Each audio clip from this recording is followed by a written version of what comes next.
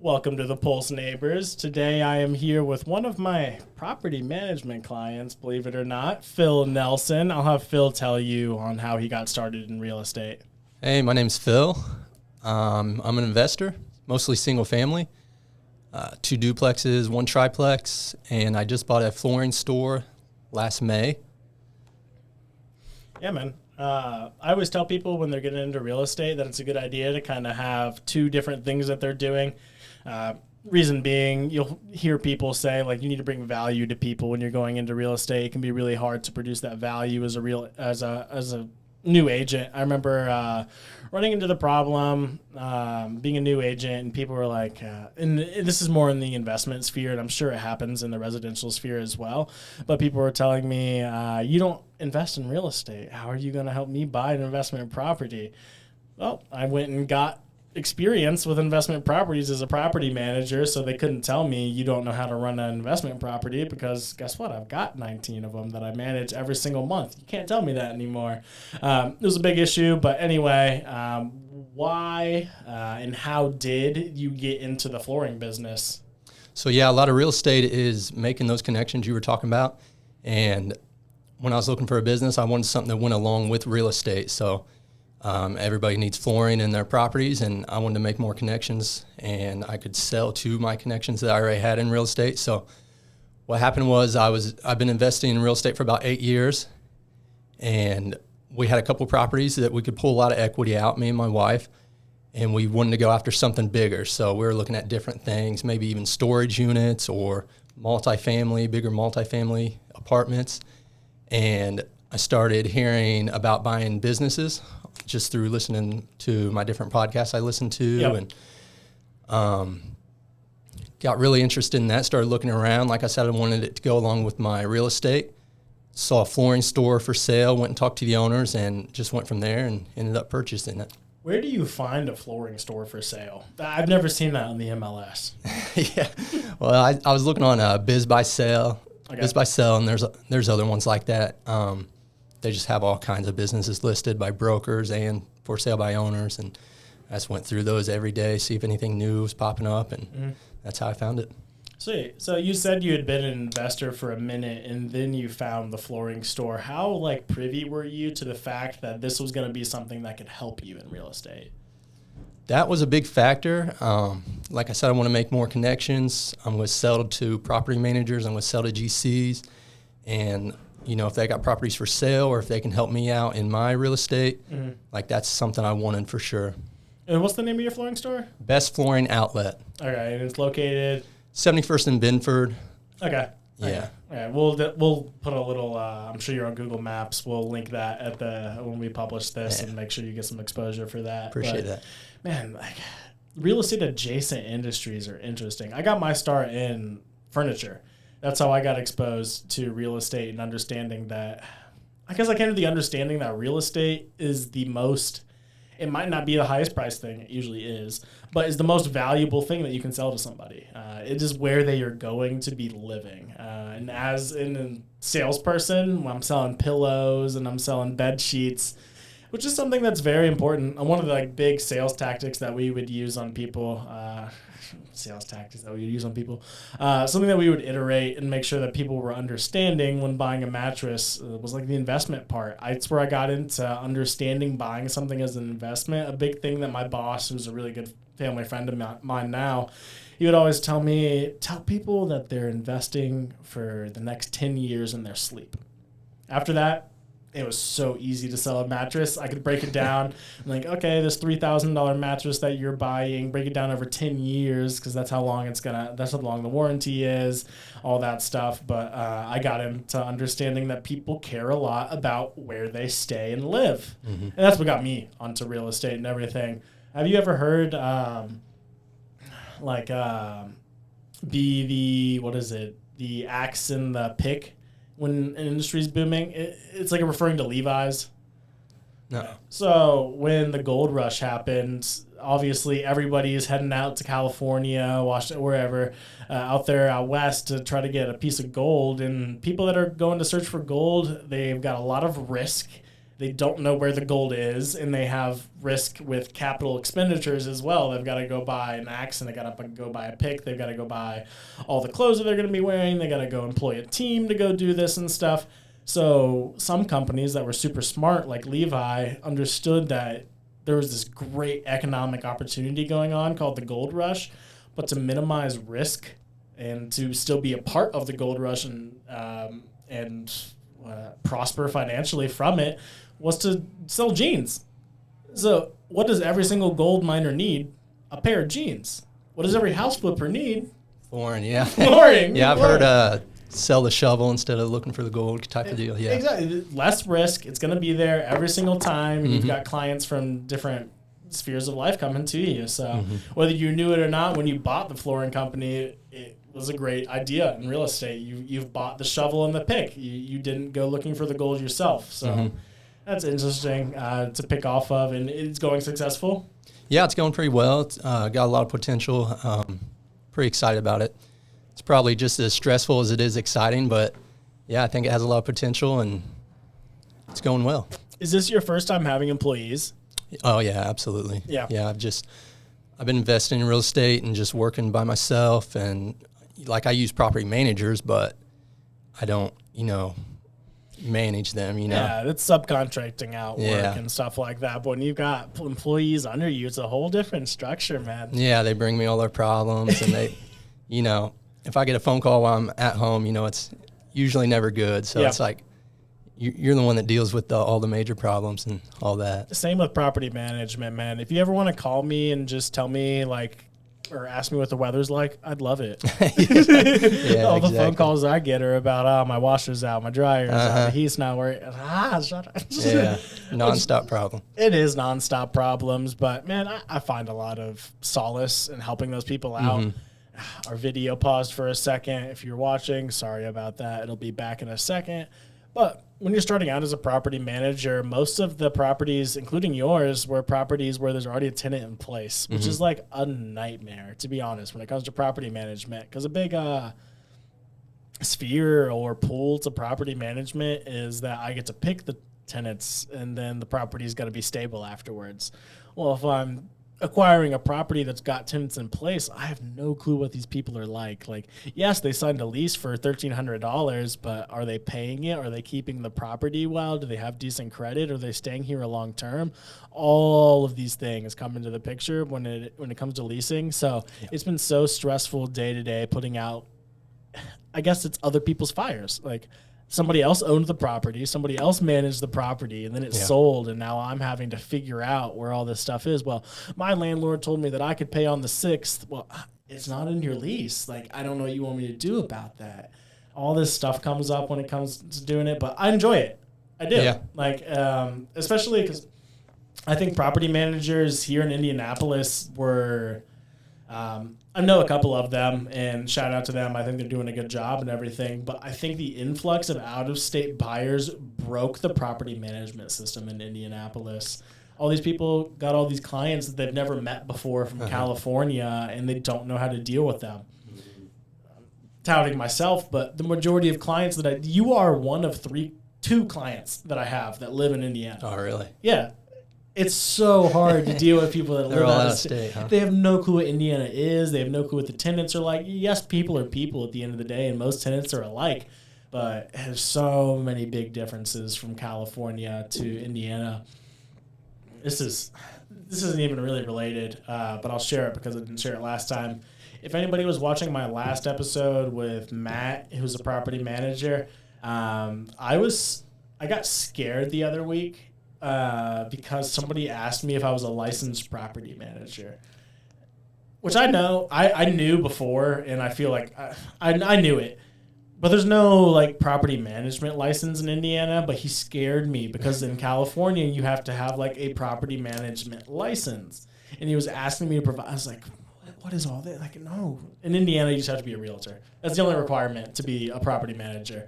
So that scared me at first. I was like, I don't know, I'm not licensed and all that stuff. But just understanding and how to work with people from different places can be very challenging. If anybody's listening that's into real estate, working with people from out of state you should spend your first call understanding and setting expectations, because they're not going to be the same whatsoever. Yeah, well, it's good you enjoy it. The more I'm learning about entrepreneurship is we're pretty much problem solvers. And the easier you can solve problems and not get stressed out, the better off you'll be. Yeah, that's true, man. That's true. I went to grad school, and they tell you to put like your 3 best characteristics or whatever, the skills in your LinkedIn bio. I had problem solver in there. There you go. It's a good one. I don't know if you were, and our video is still messed up. I don't know what's going on. Were you a math kid growing up? A little bit. That was one of my better subjects. Yeah. Same here, but I hated it. Yeah. It was always my best grade, but it was the class that I hated going to the most. So that was interesting.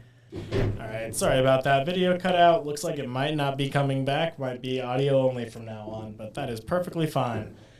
We were talking about the challenges of working like out of state or in a market or something that you're not familiar with. My next question to you would be, have you looked at investing in other markets or anything? Or are you just Indiana's where it's at? You're here, it's easier. No, I've never looked out of state. I started investing in my hometown, but now that I got the flooring store in Indy, I kind of want to focus on Indy just so I can use my flooring store. My wife has a real estate license, so we're just kind of focused in this area for now. Yeah, I mean, if you got your systems and everything outlined, why would you leave? I don't have any properties yet or anything, but I've often fantasized about it and kind of contemplated where and what I would do if I were to invest out of state. I think it would just be a place that I was like interested in visiting. Nashville hits the list pretty high for me. Like, I would have no problem trying to buy and operate an Airbnb out of Nashville, and then I get to live there during the winter and everything. Yeah, that's definitely a goal, Airbnb that we can visit all the time. But my first Indy property was turnkey, and I didn't even see the property. Oh, wow. So I'm not scared to buy out of state whatsoever. I don't think it's a big deal at all. Yeah. Well, you got your teams here. Yeah, Makes yeah. sense. Now I want to stay in Indy right now. So yeah. Well, tell me about that and take me through your first time buying a property. Take me to like 3-5 months beforehand. What did that feel like? Like, were you like, what was the first moment that you knew I want to buy an investment property? Well, I've always been kind of interested in real estate. My dad had a few properties growing up. He got up to like 5 or 6, and he just kind of did it on the side. So that's kind of what I seen it as, like a little side gig to get a little extra income. But I bought my first one in 2016. We'll go back a little farther. I graduated college 2011. The job market's kind of tough. You got, the recession just happened, and there's people applying for jobs that I'm going after that have 20 plus years experience, and here I am just with a degree trying to get a job that they're trying to get. So I ended up at a factory at my hometown. I also had a daughter, 4-year-old daughter, so I didn't want to go far from my hometown. So I just stayed there, got a factory job, thought I could work my way up. I had a college degree, good worker, slowly learned. You gotta have the right friends and the right places in that place to get a promotion for most cases, So I wanted something to give me a little extra income, and I was always interested in real estate. So I started saving up for a down payment. It took me a whole year to save up for a down payment. How much was it? The down payment, $7,000. That's all it was. It was a $37,500 property. Small, 700 square feet, 1 bed, 1 bath. But, I was working a factory job, assembly line. I had student loans that was more than my mortgage payment. I had mortgage payment. I was a single father. So I just had to get as frugal as possible, save every dime I could. And like I said, it took a year, bought my first one, and then started saving for my next one. I was saving the same amount of money, but I had a little bit of cash flow from my first one. Took me a year and 2 months to buy my second one.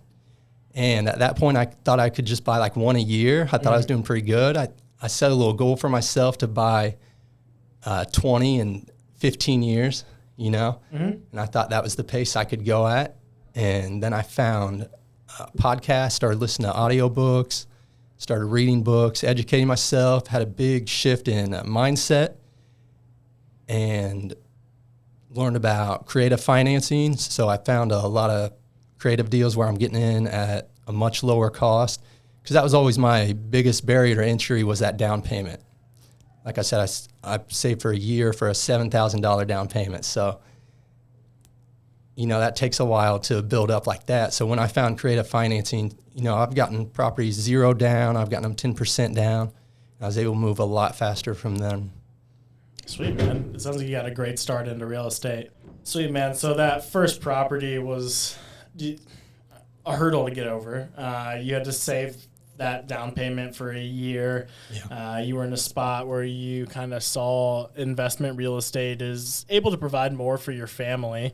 How has it gone for you, and why are you still in it? Because there's tons of people that will get their first deal, or deal per se. They'll buy a house, they'll get tenants in it, and then it goes sideways, and they never buy a house the rest of their life. What made you stay? What made me stay? I guess I seen the potential. I heard a lot of stories on podcasts about them getting out of their W-2 job and whatnot. Like I said, I just started as a side gig, thinking it'd give me a little extra money. I didn't see as a way out of my job or to do that full time. But once I heard other people's stories and I started buying a little quicker and found creative financing and saw how quick I could actually build up my portfolio, I knew eventually I could get out of my job and do it full time. Yeah. Yeah, man, it's not easy to be in real estate as full time. Even as an agent, I count myself pretty lucky as somebody that's able to do it full time. I still don't even have like the numbers to prove it or anything, but I'm bought into it. So it's what I do. My job is a realtor. If somebody asks me what I do, I'm a realtor.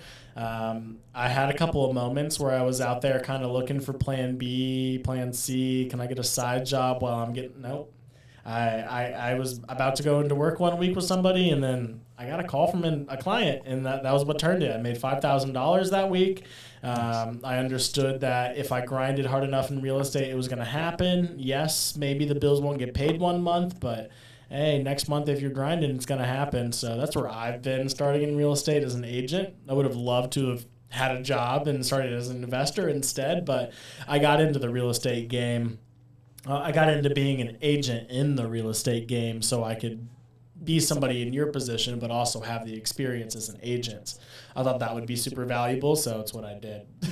Yeah, that's a good place to start. And I was telling you a little bit before we started, to go on a little bit of a side tangent, just businesses that you start and maybe don't follow through with, passion projects, everything. I had another podcast before this one, and I loved it, man. It was called City Zen Pod. It's still on YouTube if anybody wants to look. I think it's City Zen. I don't even know what username it's under or anything. But if you look up City Zen Pod, you might be able to find it. Look up City Zen Pod Nathan Schulhoff, and then you might be able to find it. A guest I had on there, highlight of my experience, I had the inventor of the MP3 player come on. It was such a weird connection. I was working, man, he goes even farther back. I had received an email while I was in college for healthcare real estate. I wasn't interested in it. This was probably within 2 weeks of me getting interested in real estate.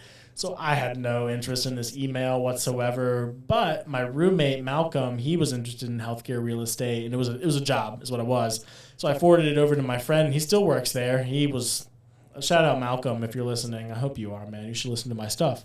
Anyway, he was able to start out there, and then he's changed the name of the company. He's made all their processes, all that stuff. But turns out the owner of that company, they're basically wholesaling nursing homes. Okay. Essentially what they're doing. I think they might do the management themselves. I think they've got both wings where they will acquire, but they also wholesale. But anyway, off of that email, he started working for this dude who owns that company, who also owns a Delta 8 company. So I started working for this guy because reasons. I got interested in that type of thing. I was doing marketing for him and going places selling stuff, and the idea that popped into my mind was a podcast. I was like, well, weed is something that's super culturally aware. People want to talk about it. So I started a podcast. I had him on as my first guest. And then after the episode, I asked him, hey, I actually already knew that he knew this dude, but I didn't go into the conversation like I did. hey, do you have anybody else that I might be able to have on the podcast here in the next couple of weeks so I can get another episode out? Yeah, I'm actually friends with Nathan Schulhoff. They met in a Facebook group. They met in a Facebook group for quitting cigarettes.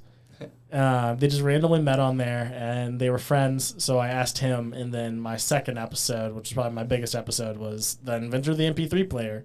Nice. I had a great conversation with him. I still text him from time to time, but he has no interest in real estate. So we don't have very fruitful conversations anymore, but he was a really cool dude. Is he from around here? No, man, I don't know where he was originally from, but he now lives in Mexico, kind of over by like Baja or wherever it is on the Pacific coast over there. But then just to show the value of networking and just asking somebody a question that'll help you out, he then referred me to my third podcast episode, which was also super interesting. He had a friend that had been wrongfully convicted of murder that had just gotten out of prison. So he had wrote a book and everything. I read the book for the podcast and prepared for that. Yeah, his name is Charles, or how he goes by, Zeke Goldblum. It was... This is not talking about real estate whatsoever. But this dude had gotten arrested he was a lawyer. He was an up-and-coming lawyer. What was this? Probably it was the 70s, I think, where he was convicted. And you know how shady the world was back then. There's no security cameras around. Mm-hmm. People are getting away with robbery and murder left and right. And this dude gets involved with the wrong dude. I guess it does come back to real estate. They were trying to. It was a scam involving a gem mine in North Carolina. It's been a while since I've read the book, but as I understand, he was somebody's representative in this buying of the land, and somebody got scammed, and then they were out hundreds of thousands of dollars, and we're looking to get it from him. And I guess the guy that he was connected with killed the buyer of this transaction while he was in the car. And tossed him off of a parking garage. Damn. And the police, if you go into it, you might not think he's innocent. I still don't know if he was innocent. But the police report was basically saying this was an innocent dude that was in the back of the car while somebody got murdered. Uh-huh. What are the odds that you're in a car while somebody gets murdered and you're not liable whatsoever? I don't know. So you keep in touch with him too? Yeah, I do really? Actually. Yeah, he tries to mentor me as much as possible. Uh-huh. I mean, he's like 70 now, and he's been in prison for 50 years. Like he feels like he missed out on. I would. Oh, yeah. Wouldn't you? Like you'd feel 30 coming out of prison at 70, and you want to go to the Pacers game, you want to go to the casino, but your body's telling you no. So that was interesting too. And then I had one other, maybe it was even two. Yeah, two other podcasts that I filmed there. But that's where I got my start with podcasting, I guess. Where I got my kind of urge to do it. I loved it. It was great, but then grad school caught up with me, and I didn't have time to do it. It was that Zeke one that I got burnt out on. I read his whole book before having him on. And I was like, I can't be reading a book every week. There's no way. There's no way. What did you study in school? So in undergrad, I had studied environmental studies, did urban agriculture, got really involved in that scene.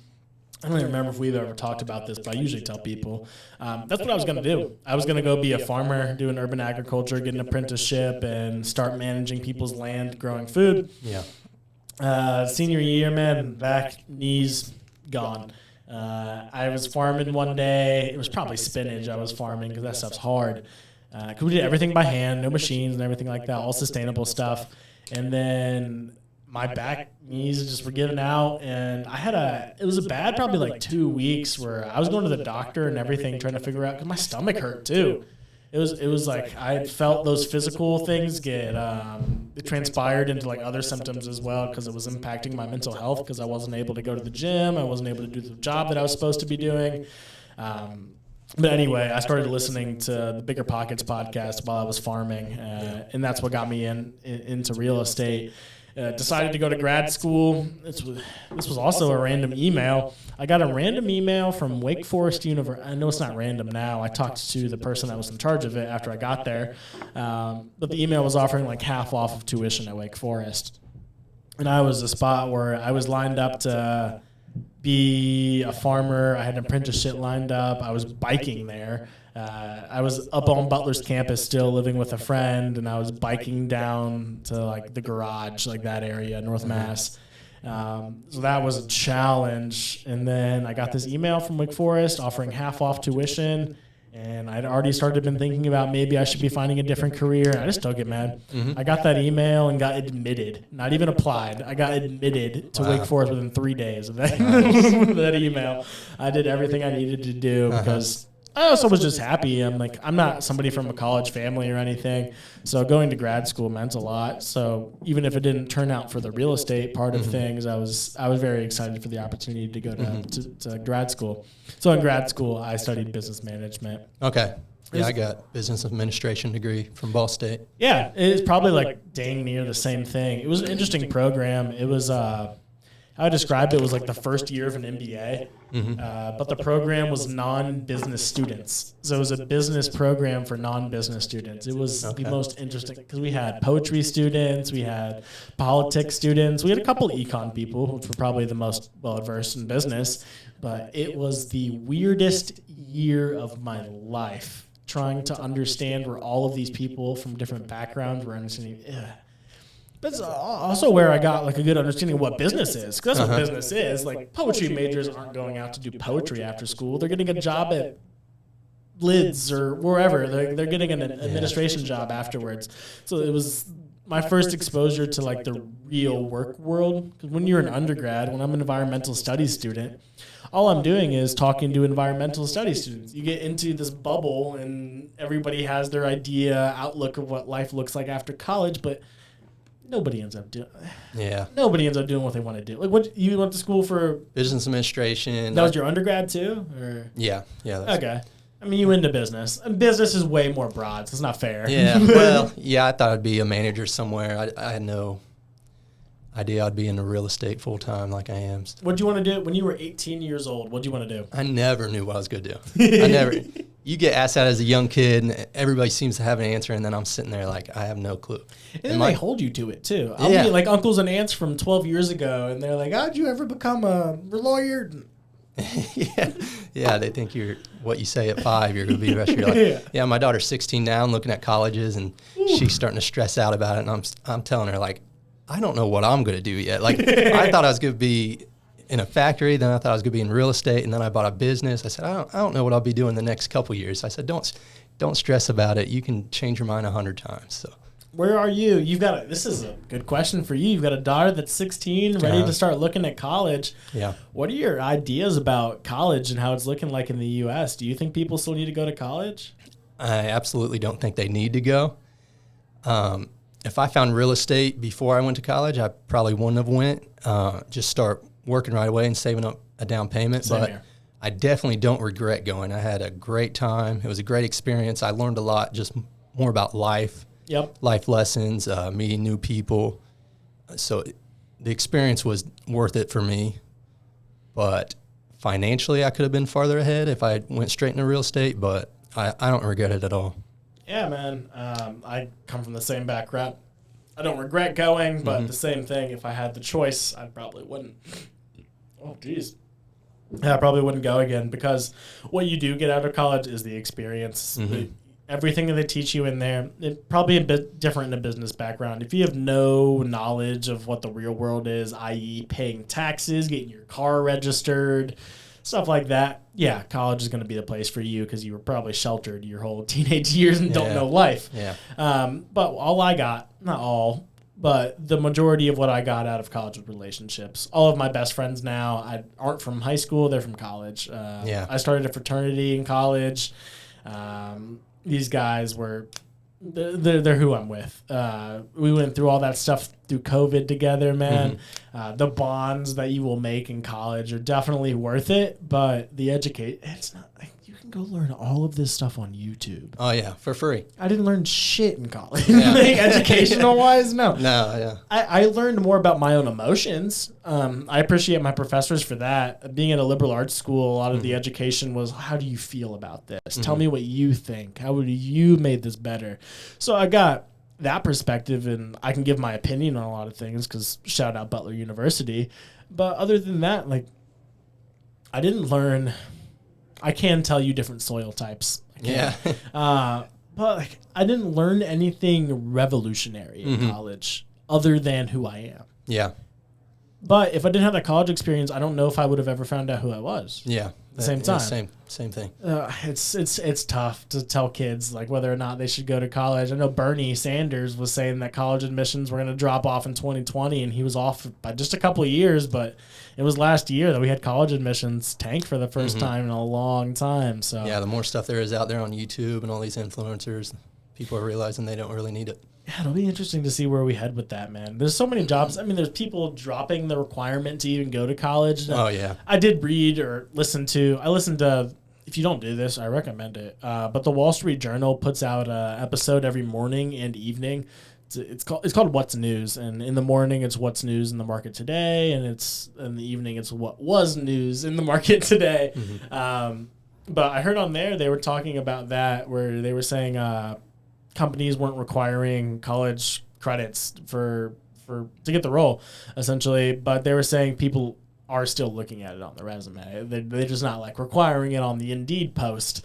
They just would still prefer it. So for those companies and corporations out there, people are still definitely looking for that experience. But if you're somebody like, say at 18, you were in a way different scenario and you were able to buy that flooring store then rather than now, oh, that's great experience. Like you could definitely go do that. And the scenario I'm picturing is young 18-year-old Phil buys this flooring store and he does well for the first 4 years, but then he gets upset at life because he doesn't know what he wants to do because he's been working this flooring store and like well, then you can go get a job because you've got 4 years experience owning a flooring store. The job market's about experience is what I'm trying to say. You don't need to get a college career by any means whatsoever, man. Not at all. Yeah, I haven't thought about it till now, but now that I am a business owner, when I need to do my first hire, how much would I look at a college degree? I don't think I'd look at it at all. I'll tell you the person that I'm hiring, I didn't ask her. Yeah. I didn't. She's got the experience. It doesn't matter to me. I'm hiring somebody that did their own house hack and is now leasing it out. I need an operations person. Yeah. I guess I did look at her previous work history. She currently does systems operations for airlines. I bet she could do it for property management too. But I was very fortunate with that, and you'll get to benefit from that, man. I'm so excited for her to join. Good. We're going to start off pretty slow. She's also looking to get her license at the same time, so we're going to probably start off at like 10 hours a week, and then just kind of pick it up from there. I'll coach her 1 hour a week. So I guess she's only working 9 hours a week if I'm coaching her 1 hour. But then we'll build up to 15, 20. And then hopefully it's at a point where I'm just the person that's on the company name. And then there's other people running it. But until that point, it's not going to be that way. It's going to take a long time to get there. I know I'm going to be hiring people, firing people, coaching people, adjusting roles, systems. I know it's going to be a long, long trek. I would be lying if I wasn't saying that I'm absolutely terrified about it, but I'm also so excited to get somebody hired. It'd be interesting. Like, I took classes on it. I should know how to do it, right? That's all that matters. Do you got a piece of paper saying you graduated? Then you're good. Man, that's the big thing with me, like going back to school too. So the program that I went to, like I said, it was like the first year of an MBA. So I can go back and get my MBA in 1 year. And it's like, do I need an MBA? No, not whatsoever. But would I kind of feel comfortable in my late 20s, 30s saying I have an MBA? Oh, that feels so nice. Yeah. If I was going to a meetup event out in California and I could MBA, Wake Forest, specializing in finance, like, that'd probably get me 15 leads. Just off of saying that. Yeah. I do think it's like coming from that lower class, middle class family is like respect, not pride.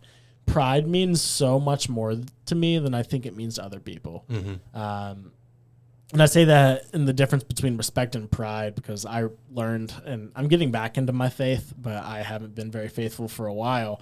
But I do remember in high school having a very hard reaction to God saying that pride was a sin. So I try to focus on respect more than pride. But anyway, those letters, MBA, at the end of my LinkedIn profile, like that would mean the world to me. And it shouldn't. It's so stupid that it would, but it would mean the world to me. So I do think in the next 2-3 years, I'll be taking that year program just so I can get those letters at the end of my name. Yeah. Where'd you go to school? Ball State. Oh, you said that. That. That's where my girlfriend started classes. She's finishing up classes elsewhere, but Ball State's a pretty good school for. I haven't heard much about the business program but I thought it was good. Yeah, for nursing and teaching. I know they're great. That's what they're known for. What was the last time you were up in Muncie? It was just a couple years ago.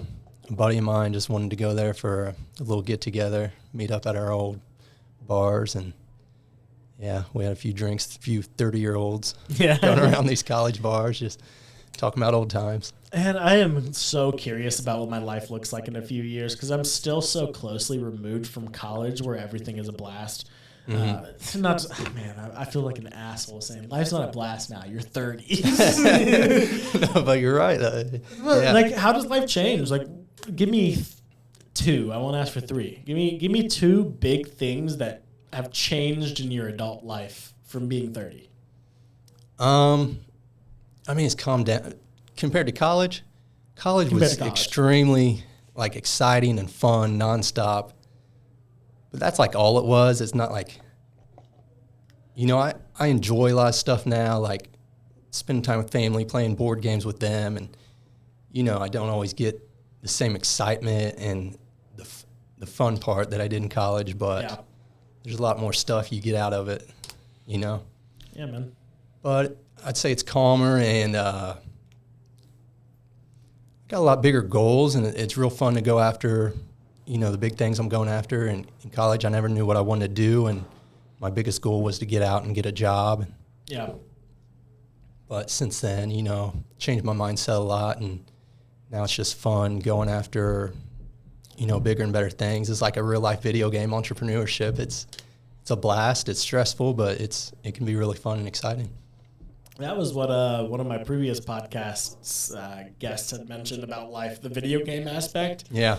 I don't know how old he was, but let's call him 50. I asked him at the end of the podcast, do you have any advice for young people? And he said, treat it like a video game. He said, every single day is a different character episode. You can do whatever you want. Yeah. You got to treat it like a video game. Tomorrow's different. You got to get over yesterday. You can't worry about the items that were in your chest yesterday. Yeah. You got to go on to the next day and try to build your portfolio. Yeah. You play a lot of games where you're either building up your character or building your army or anything like that. And it's like, I'm building up my portfolio. I get a flooring store that goes along with it. Now I got cash flow from different avenues and just keep trying to build and build from there. So, yeah, it really is like a real-life video game. It really is, man. I'm trying to look at my life more that way too. Now that I'm getting a little bit older, I guess the mindset or the strategy that I've kind of adopted is visualizing myself as who I want to be in 20 years and living my life today like I was that, or trying to do the best. What do I not have now that I want in 20 years? Yeah. Or what did I do today that I don't want to be a part of? Let's go. I talked about this last time. I play way too many video games. Way too much. I don't want that to be a part of my life in 20 years. So I have to think about today. What do I want to be in 20 years so I can kick that habit? I played video games yesterday. Yeah. It doesn't work all the way, but that's what I'm trying to do to kind of get myself really cooking meals. When you're coming up and you're young, you're used to the dorms got food. You're going to order out on, not DoorDash when you were in college, but we do DoorDash now. Yeah. It's amazing. But all that stuff, just learning how to adult the right way, it's hard. It's so hard. We haven't talked about real estate in 20 minutes. It's all good. But when, as an adult, did you feel, this is so niche, when did you feel that you knew what you were supposed to eat? Supposed to eat? Yeah. It's such a dumb question. But I feel even today, I don't I'm just going to eat what's readily available. But at 30, I hope that like I'm understanding I need to go to the grocery store, buy X, Y, and Z, so I have this meal, this meal, this meal for this week. Was there a turning point in that specific topic for you? I would actually say just recently. Yeah. Like I've always tried to stay in shape. I've always worked out. Diet wasn't a big thing for me till maybe a few years after college. And then I've always like tried to eat healthy, but I had no clue what I was doing. I thought I was eating healthy and I wasn't. I would say just recently I've really got real good on my diet and what I should be eating, and it's mostly whole foods and protein and just meat and veggies and fruit, stuff you see at the Whole Foods. I always thought granola bars and all that stuff was healthy for you, and I try to eat those a lot. And 42 grams of sugar later. Yeah, absolutely. Yeah. That's the one thing that I used to be so good at cutting out with sugar. Mm-hmm. And Sarah, I'm sorry if you're listening, but since being with my girlfriend, like that was the big thing for me. I had such a strict diet before meeting my girlfriend. It's like I'm not gonna stop loving her because she eats like crap. Like that's not what's gonna happen. I love her, but like some of her bad habits have worn off on me. This is how it works. Yeah. And then if they got that food around, like it's hard to turn down. I had drinking like intermittent sodas here and there, but when I was 8 years old, they told me I was gonna get diabetes. Stop drinking soda. Oh, really? Last year, back on it. I drink like 3 or 4 sodas a day. Oh, that's not it's good. bad. It's bad. I can avoid that. I've only been on it for like 8 months. Is about how long we've been living together. So I'm hoping to kick it eventually. But man, I'm not doing well with it. It's a whole different story living with somebody. If I was I had a big point. I think there's probably 2 points where you go from understanding what you need to eat. There's your on your own. So call that before 18, before 24, at the latest probably. And then there's when you get your first apartment or dorm by yourself. And that's when you're understanding what to eat. But it's more so like, what do I want to eat? What's time efficient and all that stuff. And then there's when like you're at your space. But I was kind of at my space now where it's like I'm kind of just eating what's in my environment. Mm-hmm. Like if my girlfriend's drinking soda, I'm going to drink soda. If my girlfriend's eating Chips Ahoy, I'm probably going to have a couple Chips Ahoy. Yeah. Dieting's the hardest thing. It's tough. So Exercising's always been easy for me. Dieting, it's hard to turn that stuff down. It's right in front of you. Yeah, and it gets so like what's the word? And I can't think of the word, so I'll describe it. When you're feeling down on yourself because you're not progressing as fast as you want to, it gets like that with working out because like you'll be working out all the time, but your diet's not what you want it to be. Yeah. So you're doing what you need to do in the gym. You're probably throwing up an extra 5 pounds on the bench bar every couple weeks, but then you're gaining weight. Yeah. And you're like, what's going on? Like I'm in the gym and I'm doing all this hard stuff, but I'm not losing the weight. Mm-hmm. The other variable that you thought that didn't matter. I probably gained 20 pounds in the past 4 months. Oh, really? Because I was on my own in North Carolina, and everything that I bought was stuff that's where I meant to go earlier. But when I was on my own for the first time, I had this big shift in difference because if I don't buy it, it's not in my pantry. Yeah, exactly. So I had that when I was alone, but now I have somebody else that has income that buys groceries. Yeah. So I'm back kind of in that middle ground. But the first time I was on my own, I was so healthy. Mm-hmm. All I ate was rice and chicken, like every other 20-year-old man. Yeah. But then introduce a girlfriend in the picture, and who knows what's gonna happen. Yeah, you gotta have more discipline. That stuff's sitting around. Yeah, I do. And she has a metabolism of I don't even know what to compare it to. She's a tapeworm. She can eat anything. She's never going to grow. I eat half of what she eats. I gained 5 pounds. So, it's whatever it is, man.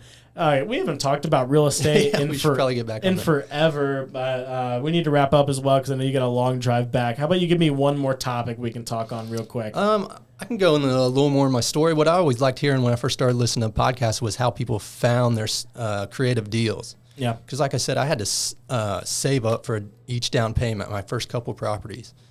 So when I would hear how other people got their creative deals, it always got the mind flowing, and you can just be creative from there. You can mix and match different strategies, and I found a lot of creative deals a lot of different ways. So I can go into those. So saved a year for my first one, took a year and 2 months to buy my second one. Then I started learning. Education has been huge for me. Listening to podcasts, reading, listen to audiobooks. Before you continue, what are your favorite podcasts and books that have helped you? Bigger Pockets was absolutely the best one. It was the first one I started. It's been great. Book-wise, I mean, you got the typical Rich Dad, Poor Dad's been big. Yeah. Think and Grow Rich. Brandon Turner from Bigger Pockets has one buying with low and no money down. Mm-hmm. That was one of the first ones I bought when I heard about creative financing. I wanted to get that and see different ways you could buy with low and no money down. So I'd say those are my top ones off the top of my head. Sweet. So, like I said, I thought I was going to buy one per year. Year 3 comes along, and I ended up buying 3 at once. So there was a duplex for sale by owner. I called it up, went and looked at it. It was pretty trashy, but he had it rented out. Yeah. I made him a low offer on it. He said no, he can wait. He's got it rented. He don't want to take a real low offer. So I let it sit for a few weeks.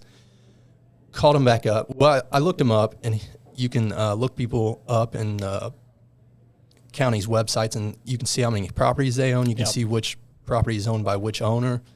So I looked him up, and he had maybe 10 to 15 properties. So I got this idea, and I called him up, gave him a little better offer, and I said, I'll give you this offer if you sell me another one of your properties for 0 down, seller financing. Mm-hmm. So he kind of thought about it and told me which properties he would be willing to do that with, and we settled on one, and I ended up buying the duplex with bank financing and getting another property his, 0 down, seller financing, 100% seller financing, which at the time was huge for me because, like I said a few times now, I've saved up for a long time just to save a little $7,000 down payment. Yep. And now I'm getting one for 0 down. So once you do that first one, you realize, how much more is possible, how much faster I could move if I found more of these. And that's when I really went into the seller financing and trying to find deals like that. Yeah, man, that seller financing world is crazy. It's kind of disappeared in 2024. Yeah, it's very hard to find deals. Yeah, I mean, surprisingly, you're closing on, 7 of them here this week? 9 this week, 2 of them are Airbnb, so you'll manage 7 of them. And then part of the deal is 2 more later on that he couldn't sell right away, so it's 11 total. That's crazy you're able to find that here. You should be an agent, man. I can't find those. It's so hard. That's so hard. How'd you go? Well, you can't find them if you don't ask. So I ask a lot. That was going to be my question. I know we're wrapping up on time here. We'll get you out of here soon. But that was my question. How'd you find them? Yeah. At first I was driving around my hometown for sale by owner signs. I lived in a small town, so there's not a lot of investors there. So a lot of these older owners, if they have a for sale by owner sign in their yard, a lot of times that's all they have. They don't even have it listed on Zillow. They don't have it on the market. So I feel like I'm one of the only ones calling them. So I would call these signs and ask them right away, you want to sell seller financing? I would have to describe it to them usually. Mm-hmm. But that way worked out a few ways. I would also just look on Zillow for sale by owners and ask them through that. Mm-hmm. One of them in Indy, he had it for sale by owner, had 3 properties listed, and at the end of the description even said willing to do a contract deal or something like that. So I called him right away and bought 3 properties at once, 10% down. So you just got to look for it and ask everybody. Some people act like you're crazy, they don't know what it is. They think it's stupid, but if you don't ask, you won't get it.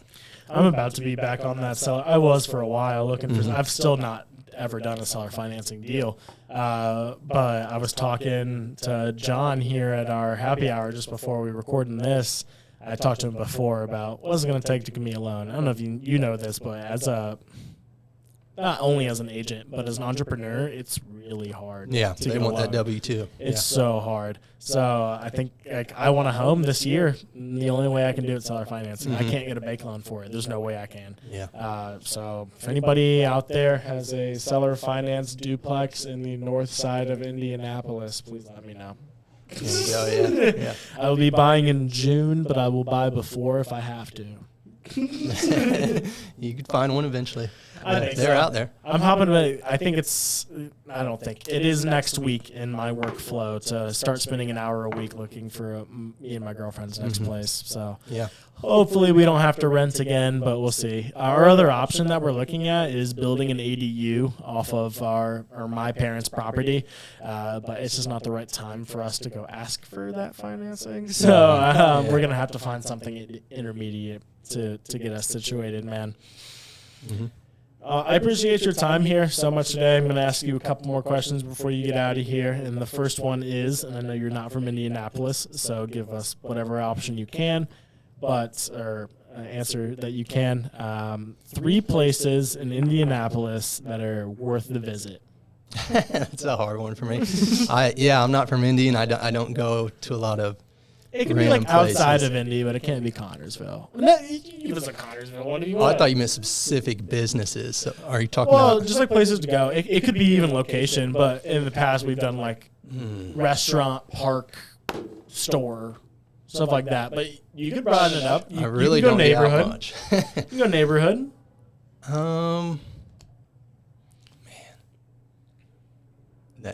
That really is a hard one. I don't get out much. I really don't. What's the last restaurant that you went to in Indianapolis? In Indy? Mm-hmm. Georgia's right by my flooring store. There you go. Yeah.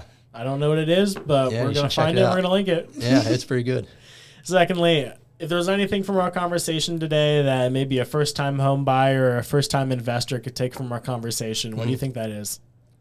Well, let me say this about my journey. When I started off, I said my goal was to buy 20 properties in 15 years. Then I started educating myself. I had a big shift in mindset and learned how to create a finance. I learned different ways to buy.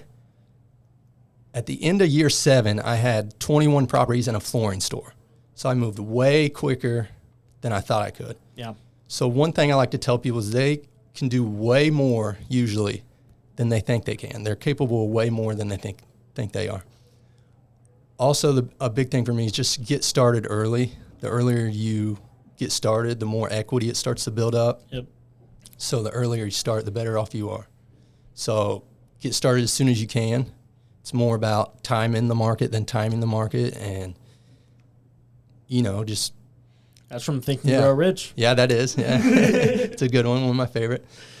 But yeah, I'd say start early and start to change your mindset about what you can really do and how much you can accomplish. Sweet, man. I've appreciated your time here so much. I know you got a long drive back, but it's been appreciated. We're done. All right. Thank you.